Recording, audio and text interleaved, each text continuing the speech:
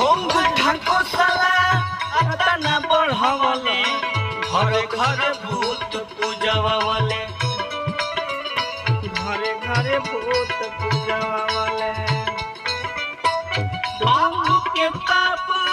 बढ़वले सबका आँखी पे पर्दा लगवले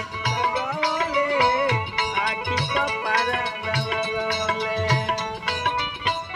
होंग ढाकोसला अतना बढ़वले घर घर भूत पूजवावले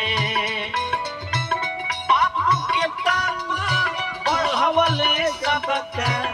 आँखी पे पर्दा लगवले।